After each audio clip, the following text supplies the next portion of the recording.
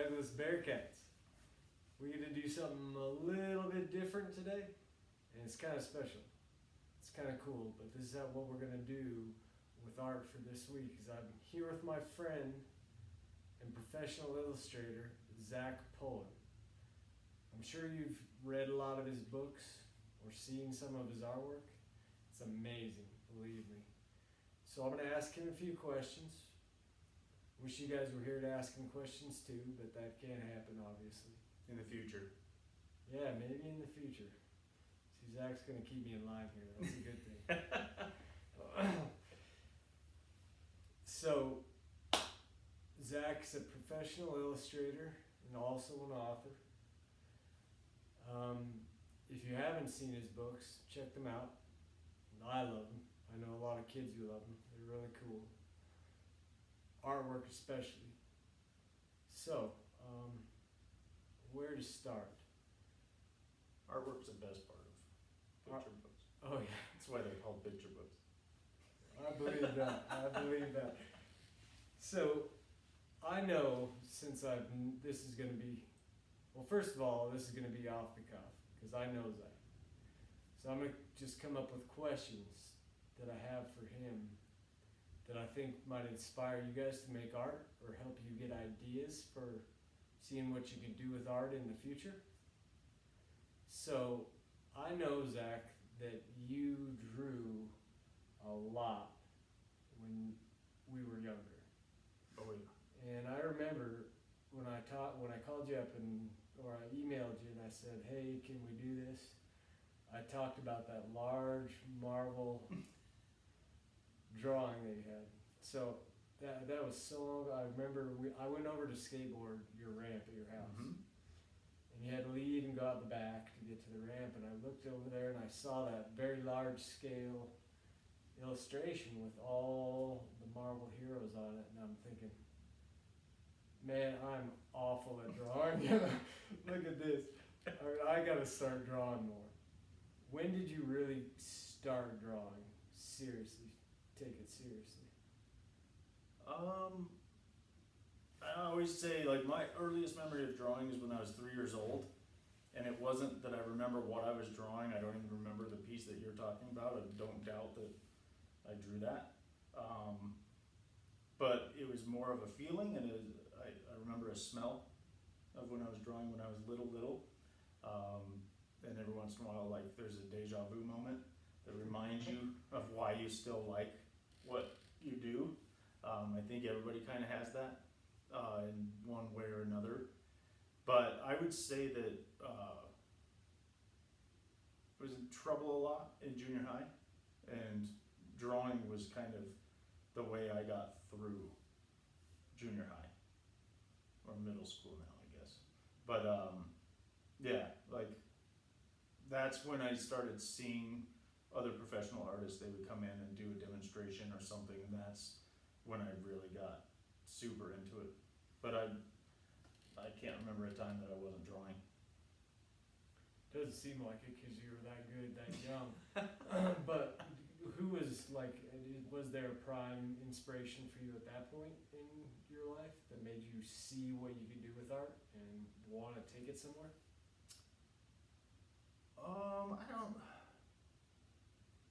I don't know. I mean, we grew up together. There wasn't a ton, like, a lot of people didn't bring out a lot of inspirational stuff. You know what I mean?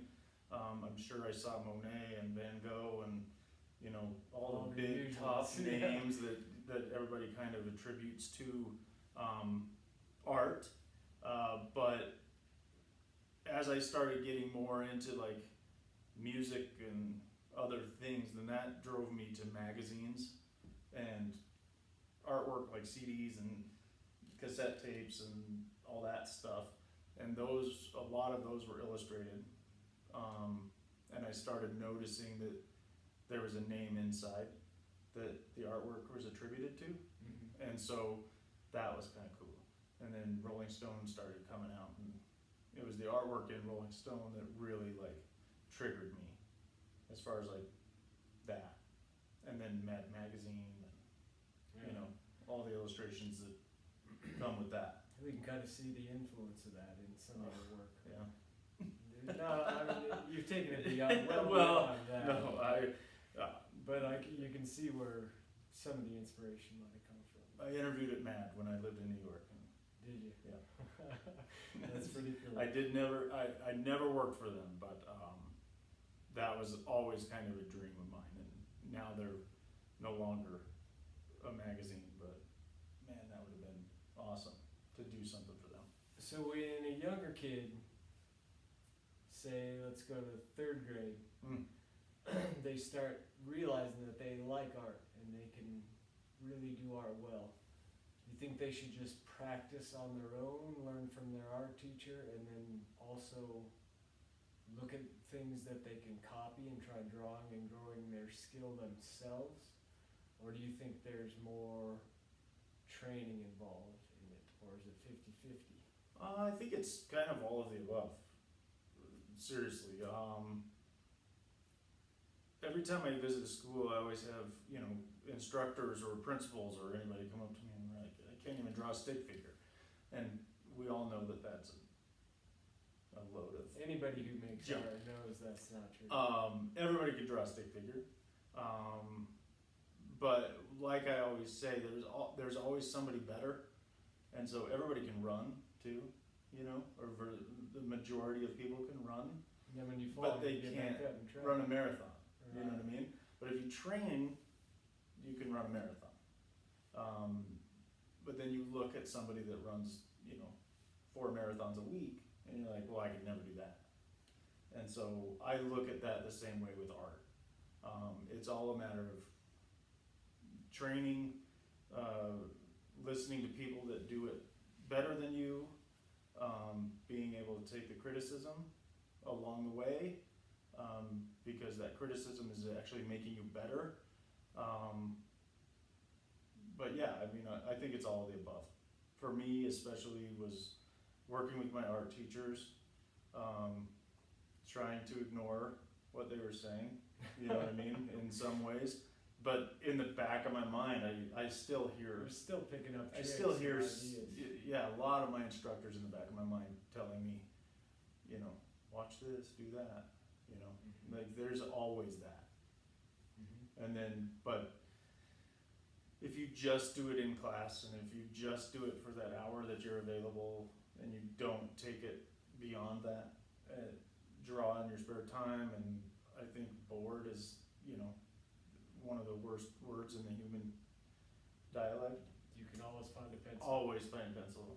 You can always find a piece of chalk. You can always find a piece of charcoal in the barbecue that you could draw on the sidewalk. You have to practice. There's no way to be good at something without practicing. That's correct. I'm like you. I remember what I learned. I remember what I was taught, and then I tried to take what I was taught further. Mm-hmm. So self-training.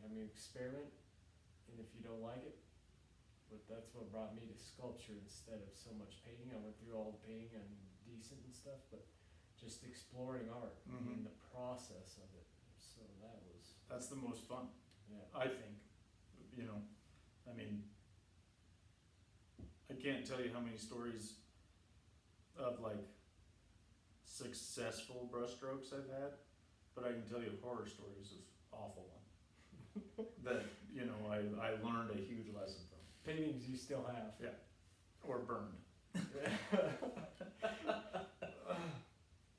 So,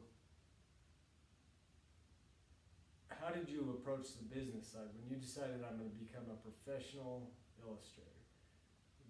Did you pursue that by pursuing publishers, or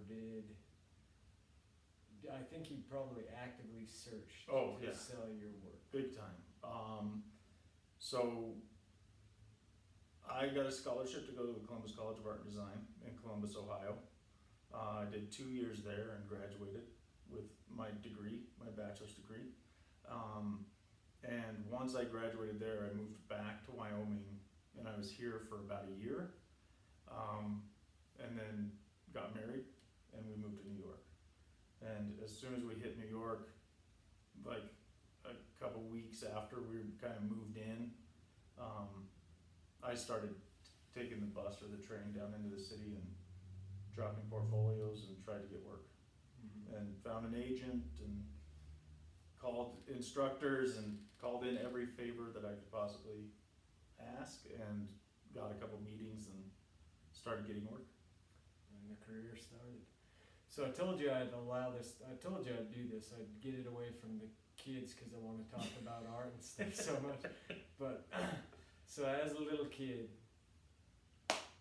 how do they come up with inspiration? Just looking at stuff and saying, hey, I think that tree looks really cool, and then trying to accurately draw it, or? Yeah, I think I see a ton of kid drawings, and I see a lot of myself in those drawings. As far as like details, a lot of people are always amazed at the details that kids will put in, and you're observant. You have to be observant. So can I talk to you, just a quick thing, just this morning, I asked it, or a teacher gave me a suggestion, well, we're talking about drawing and adding the details. So, they're not, are your details detailed, like down to the very nook and cranny, or just accurate portrayals of things? If that makes sense. Yeah, it kind of does. I like to give a false sense of detail because I hate to noodle little tiny stuff. I love to draw little tiny stuff, but when it comes to painting, I kind of like just give a hint of a detail as compared to like what I can do with a pencil, you know, because I can get way finer with a pencil than I can with a brush. That's cool, because that hits on exactly what I tell a lot of my kids, so I hope you're listening. Is you can't draw every blade of grass in the lawn. You've got to just make the texture look like a lawn. Yeah. Just by hints at the lines every now and then sporadically, and people will know. The viewer will see it. Yeah. So there's very few artists out there that paint every blade of grass or every single strand of hair or anything like that. It's all about shape and texture and, you know, kind of the way the light falls and, you know, finding the shapes. I talk to a lot of people that are struggling with their drawing or painting or whatever, and I'm always about finding the shape. If you find the shape, the details just add to the shape. I talk a lot to my kids about that too. That's how you make art. You use line to make shape. You shape to build your drawing, then you color your drawing with what you choose to color with. Yep. So, basic starts, and I'm sure that's the way most of your paintings start. So where all my drawings start, just simple shape, and then build off of those simple shapes, and then once those drawings are completed, you know, the process kind of takes hold, and then, you know, the creative painting side of things kind of takes over. Yeah. Late nights. Well, art can be consuming. So, to shorten time frames, I just got a couple of funny questions. I know the answer to this, and I know the kids won't get this, but if you had two paintings to buy, a Charles Schultz, they're originals, a Charles Schultz or a Todd McFarlane, which one would you buy? Schultz. Schultz, definitely. I thought of another couple when I was coming up here. I don't think that's a fair question, honestly, because I think McFarlane is amazing, but for the history and the iconic nature that Schultz was, that's what I was getting at. You have to go there. You have to go Schultz. Yeah. So I had something along the lines of Wyeth too, but I forgot who I was going to compare it to. So the answer would be Wyeth. Oh yeah, definitely Wyeth. I'm a huge history of illustration buff. I collect as much Golden Age illustration as I can. I do studies every year. So earlier you asked, you know, copying imagery and all that other stuff. And I think it's very important. That's how I grew up, is like gridding stuff and, you know, copying and trying to get as close as you can, because as long as I'm not selling it, I'm learning from it. and I would never sell a copy that I do or anything like that. Oh, it's, yeah. you But these can't do people that. are somebody that you can't just get on the phone with and have a conversation. You know, like Rockwell, I can't call him to see how he makes paint, but I can do a copy And figure it and out. figure him out and kind of walk in his shoes and crawl in his skin a little bit and see what in the world that guy was all about. And so it's always about, you know, making yourself better. I respect that because that's how I taught myself how to draw, was by looking at comic book characters, trying to get every shape exactly right. Yep. Then I moved on to paintings, and I moved on to natural things, and then it just grew. Yeah. So. All right. I wish you guys were here to ask Zach questions. Maybe if you email me a question, I can be in contact with Zach. He can answer a question, and I can get it back to you via tech. But now we get to take